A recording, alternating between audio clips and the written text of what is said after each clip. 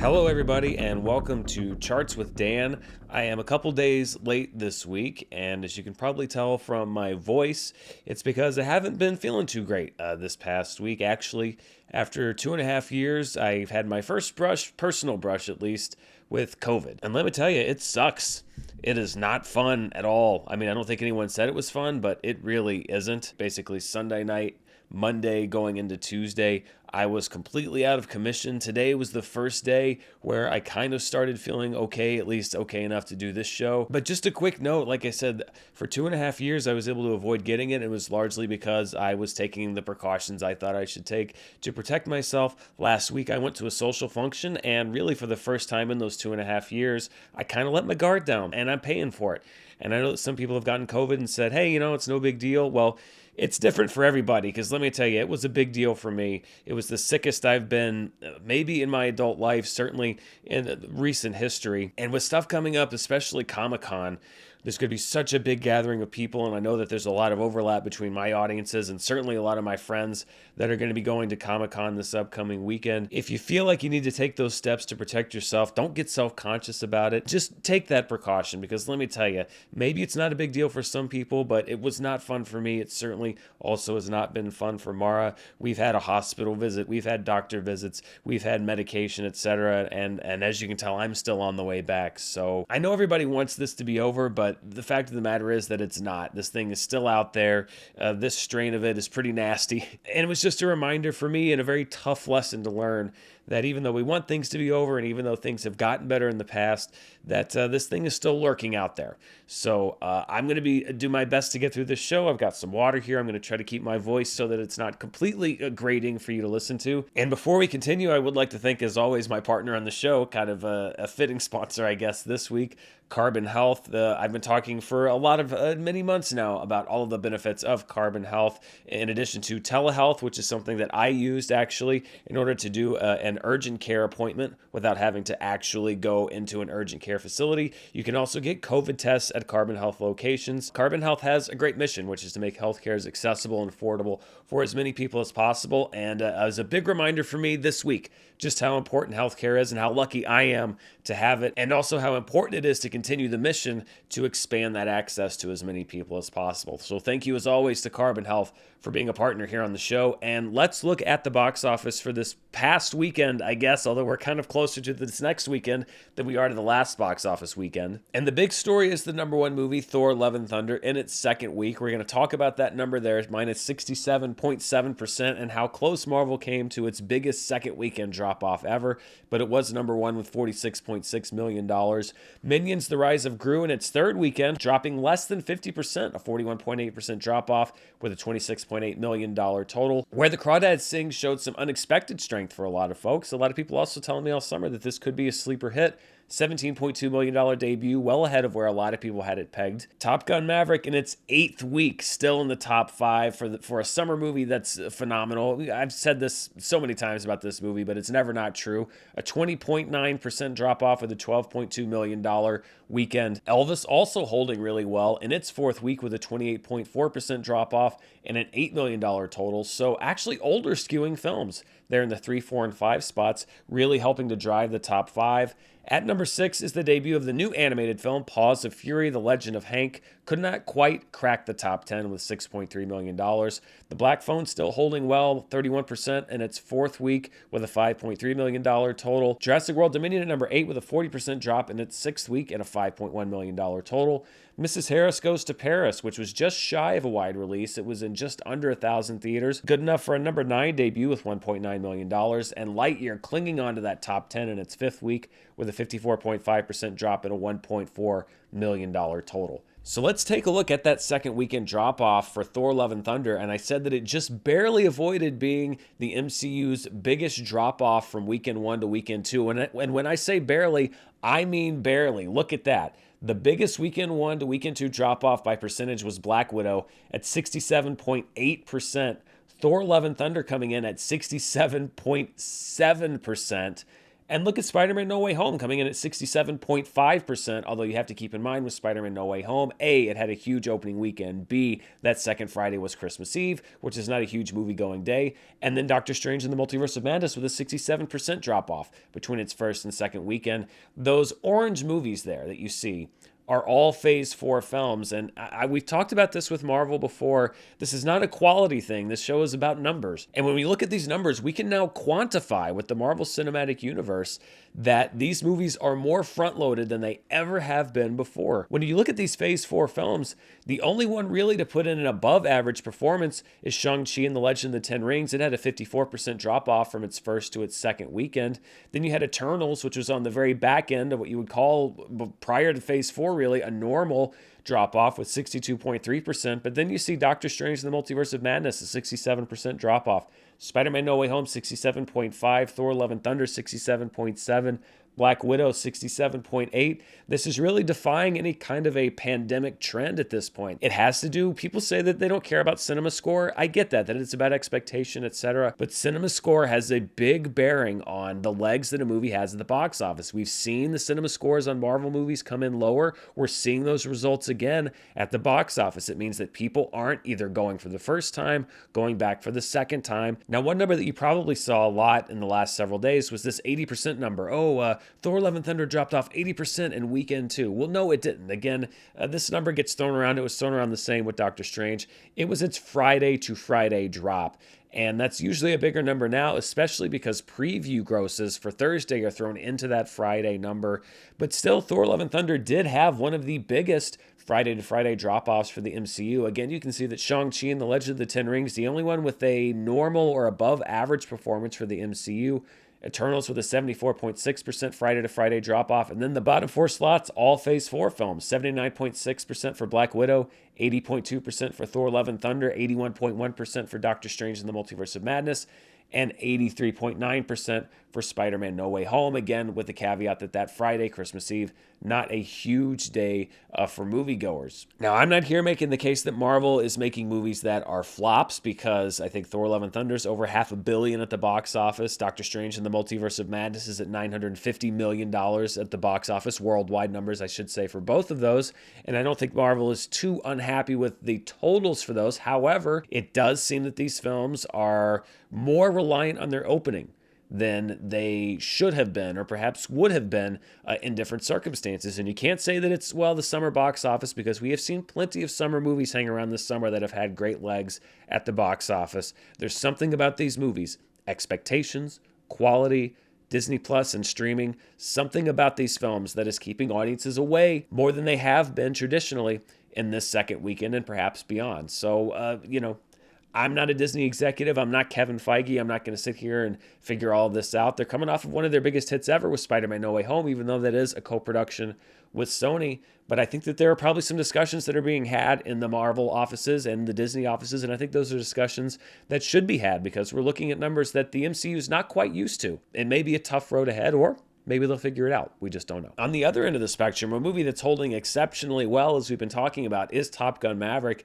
When we look at the 8th wide weekend in release, Top Gun Maverick posting the number 4 8th wide weekend ever, after Titanic and Avatar clustered up there at 1 and 2, just behind Home Alone. Of course, these are not adjusted for inflation, so Home Alone's number would be much bigger if this were. Then Top Gun Maverick at number 4, and Frozen at number 5. And Top Gun continues to climb the all-time domestic box office list. As a matter of fact, as we sit here, or as I sit here recording and as you sit here watching it, it has probably already passed Star Wars The Last Jedi to be the number 10 movie of all time at the domestic box office, with the Avengers soon to follow. So Top Gun Maverick will officially be a top 10 all-time domestic box office grosser. It has passed now The Lion King and Incredibles 2. I've talked about the imperfection of adjusting for inflation with everything going on with the economy, etc. But just for the record, to get a rough guidepost historically, it has topped Home Alone at number 44 and Disney's Pinocchio at 45.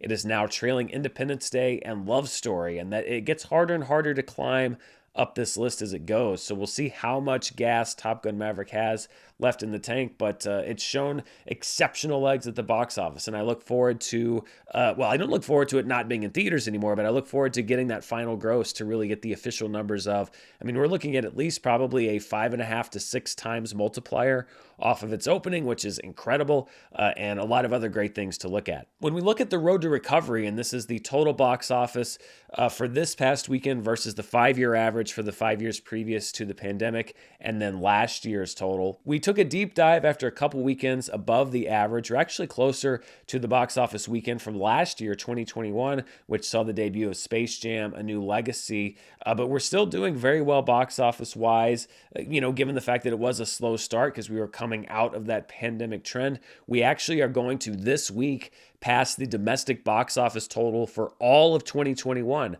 as we go into what we've made here in 2022. So this is going to be a significant recovery year for the box office with a lot of big movies left on the horizon. There was one mistake, though, when we talk about a significant box office year that I made, and it was a pretty big one. Last week I was talking about back-to-back $100 million plus debut weekends, and I said that it only happened twice in box office history. Once when Incredibles 2 and Jurassic World Fallen Kingdom debuted to over $100 million back-to-back, and again when Minions: The Rise of Gru and Thor: Love and Thunder debuted back-to-back with over $100 million. Well, I left out a pretty big instance, and that would be the first time it ever happened, which was back in 2007 when Shrek the Third and Pirates of the Caribbean at World's End debuted back-to-back on May 18th, 2007 and May 25th, 2007. I really don't have any excuse other than that it was just a research error on my part. I hate when I make mistakes like that, by the way. I've literally been kicking myself for it the entire week. The only thing that really took my mind off of it was debilitating illness. But other than that, I have to use my Steve-O voice. It's starting to sound a little bit like Steve-O to make that correction. So there are actually 3 times that movies have debuted to over $100 million in back-to-back weekends, and I made that error last week, so I wanted to make sure that I corrected it for this week. When we look at the box office market share for 2022, not a whole lot of change from last week. Sony and Warner Brothers remain at 12% and 13% respectively. Paramount loses 1 percentage point of market share, down 1%, and gives it to Universal. Paramount and Universal now tied for 24% market share this year. Disney Fox sitting at 20%, they pick up 1%, and then the all other slice, that would be distributors like Lionsgate, A24, etc., down 1% for 7% of the total box office this year. When we look at my local market, this is just, again, kind of a guidepost at the availability, at least here this previous weekend, as far as what movies you could go see. 25% of all local showtimes. There were 287 showtimes on Sunday, the 17th of July. 1/4 of those showtimes were devoted to Thor: Love and Thunder, again, largely because of Disney's contractual obligations with theaters and to keep movies on a certain number of screens. Where the Crawdads Sing was actually the second most available movie in my local market with 15% of total shows, followed by Minions: The Rise of Gru with 13%. Paws of Fury was having its debut weekend, but only accounted for 9% of available showtimes, which actually tied with the 2-month-old Top Gun Maverick. Elvis there at 7%, followed by The Black Phone and Jurassic World at 6%. Mrs. Harris Goes to Paris had 5% of the available showtimes, and all other films constituted another 5% that would include movies like Lightyear.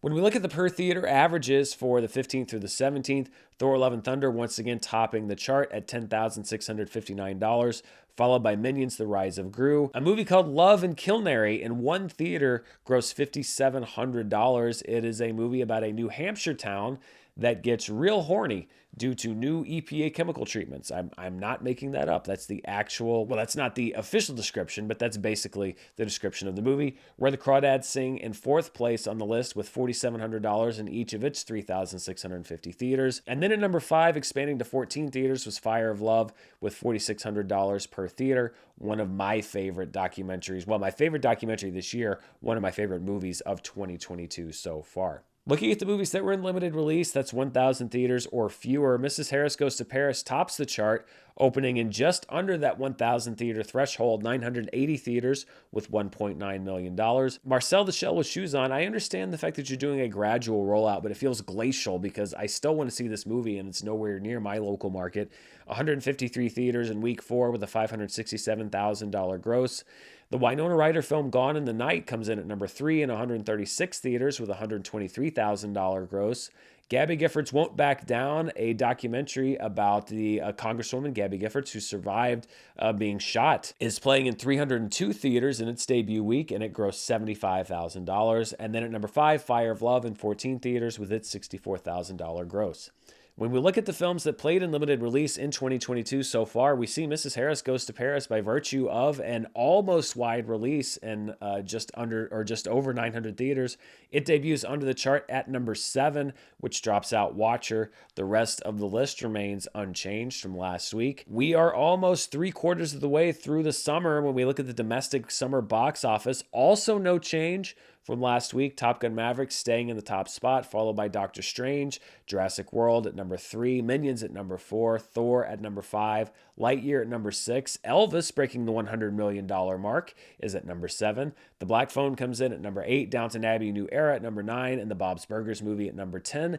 If Nope holds up to the box office estimates that it has been receiving for this week, we should see it debut on this chart next week on next week's show, but who knows? You never know. Don't take anything for granted. If there's one thing that the box office has told us this year, or this summer in particular, is that don't take anything for granted. When we look at my predictions versus the actual box office, I'm still 7 for 7, although none in the proper placement so far.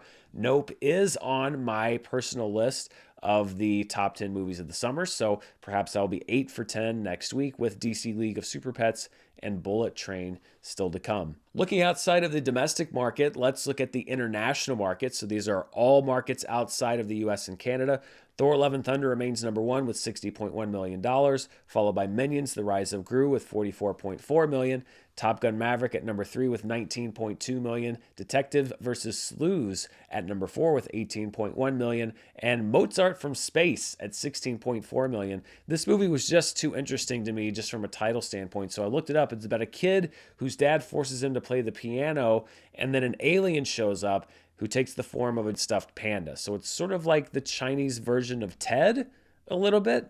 I don't know. It looks super weird. So when we take the international market, we mash it up with the domestic market, we get the worldwide weekend. I've added the percentage of drop-off for worldwide movies as well, because I thought that might be instructive as we go forward. So we see in its second weekend, Thor Love and Thunder stays at the top of the worldwide box office, but has a similar worldwide dip as we saw here in the domestic market, although not quite as steep, a 64.8% drop-off. Minions The Rise of Gru drops off just 30.5% with $71.2 million in its third week. Top Gun Maverick in its 8th week dropping less than 20% worldwide with $31.4 million. Detective vs. Sleuths in its second week dropping 19.7% with $18.1 million. And Elvis having a great hold worldwide in its 4th week with $17.8 million and a 10.5% drop-off. Looking at the 2022 box office as a whole domestically, pretty much everything remains the same from last week except for some adjustment in rankings. Thor Love and Thunder moves up 2 spots to number 6. Sonic the Hedgehog and Uncharted both move down 1 spot.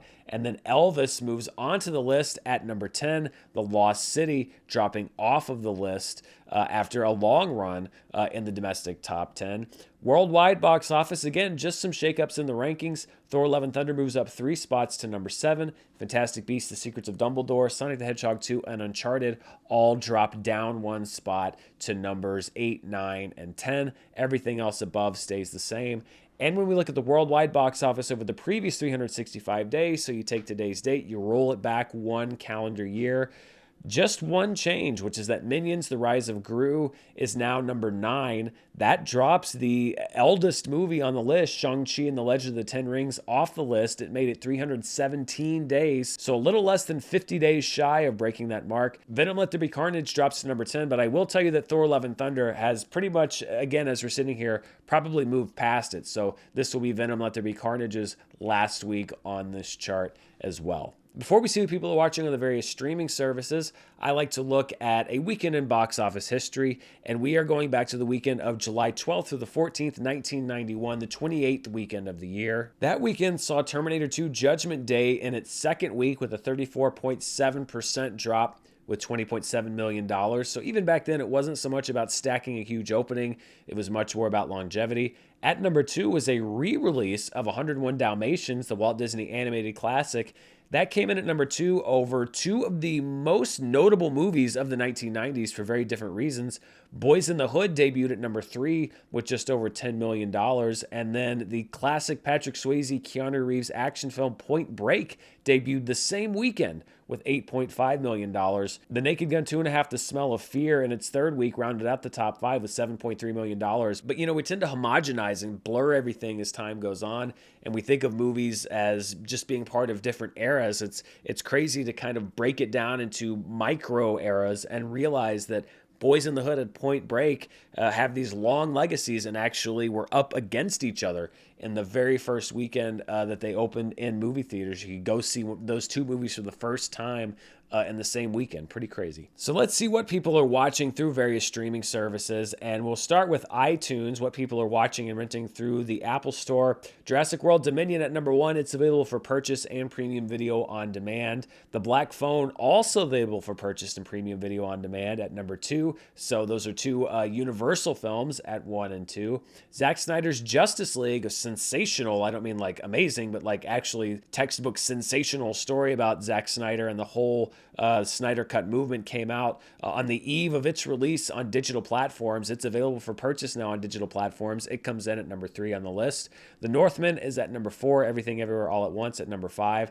The Batman at number 6, available for purchase and rental. The Bad Guys at number 7, also available now for purchase and rental. Sonic the Hedgehog returning to the list. I should say Sonic the Hedgehog 2 returning to the list at number 8, followed by The Unbearable Weight of Massive Talent and Morbius at number 10. Looking at the Netflix charts, The Sea Beast topped the global most watched programs as calculated by my global Murrell metric, which takes the number of hours watched and turns it into a potential finished views, meaning these are the number of users that potentially could have finished watching the entire movie or series.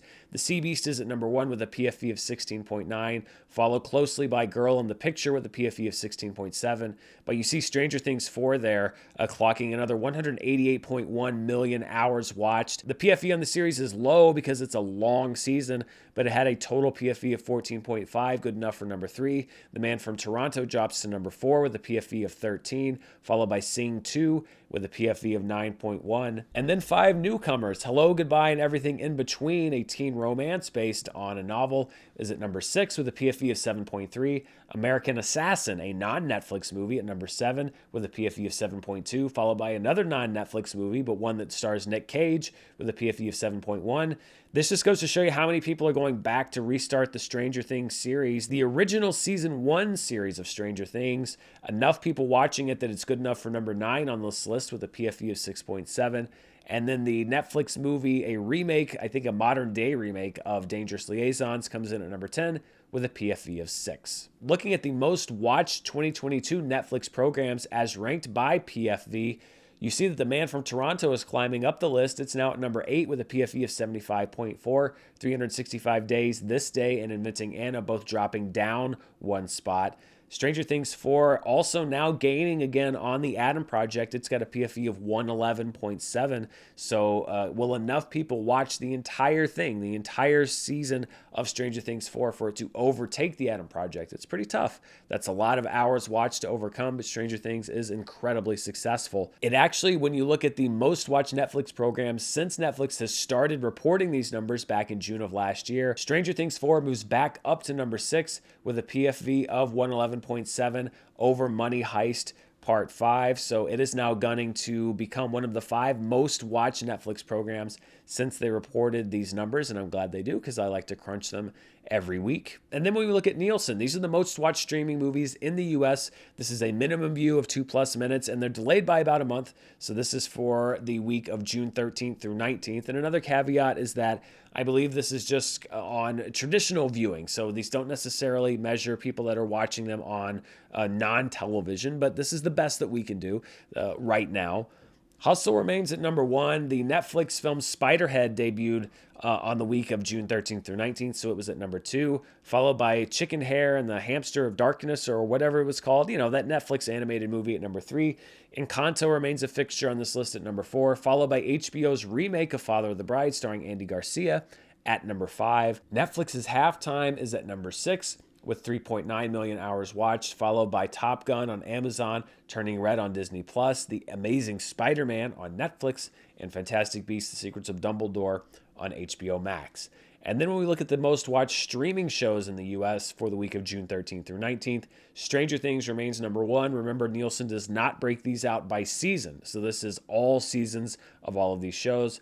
Peaky Blinders at number 2, The Boys on Amazon at number 3, Obi-Wan Kenobi at number 4, God's Favorite Idiot on Netflix at number 5, Keep Sweet, Pray, and Obey at number 6, Ozark returning to the charts on Netflix at number 7, First Kill from Netflix at number 8, The Lincoln Lawyer at number 9, and Web of Make-Believe from Netflix at number 10. And that does it for the show this week. Thank you for sticking through my rough voice. The big movie coming out this weekend is Jordan Peele's Nope, which I'm desperate to see. I'd originally planned to see it tonight, but I'm on a 5-day quarantine, as I should be medically, minimum 5-day quarantine.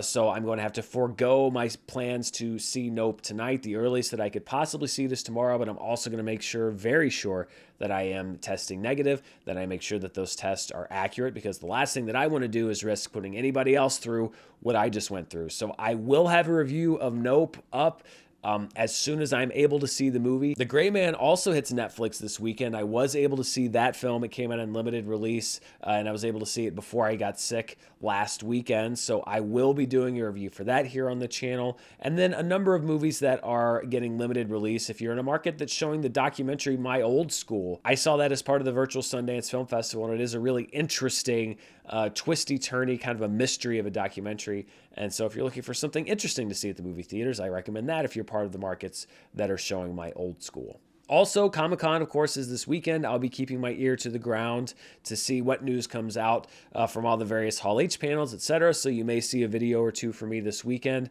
as we look and see what the future may hold for DC and Marvel. People already talking about Superman and X-Men and news that we may get. Are we going to get all of it? Probably not, but we're probably going to get some pretty interesting stuff, so stay tuned for that. I do pretty much have my Picard Season 2 review done. It was pretty much derailed by everything that was happening earlier this week, but I may be able to get that out perhaps on Friday morning. I'm trying to figure out the best time to do it. I don't want it to get buried under a bunch of Comic-Con stuff. If you don't see it this weekend, you will definitely see it next week, because I'm very proud of it and very excited, and it's my first long-form video essay, so I'm just excited to share it with everybody. And one last thing before I go, to kind of loop back to everything that's been going on this week, but I know that some people look at the fact that I got COVID and say, well, you know, Dan's vaccinated and boosted, which I was. I got my full vaccination, I got my booster shot, and a lot of people will take the fact that I got COVID to say that that's proof that these vaccines don't work. Well, I can tell you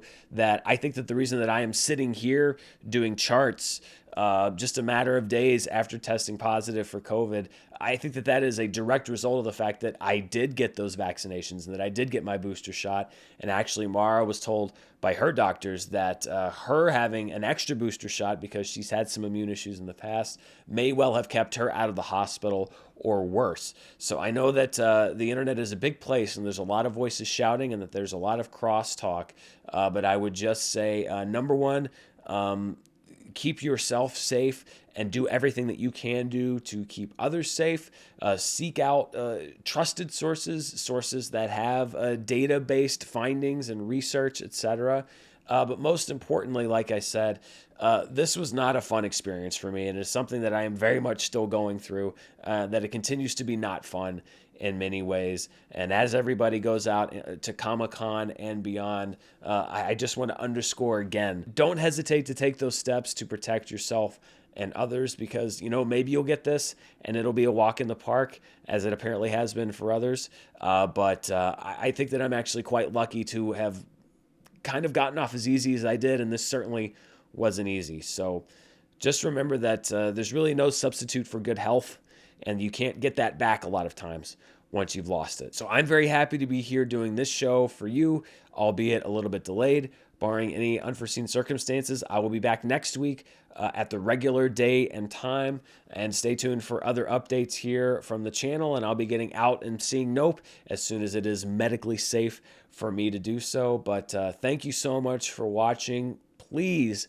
stay safe, and I'll see you next time. Bye.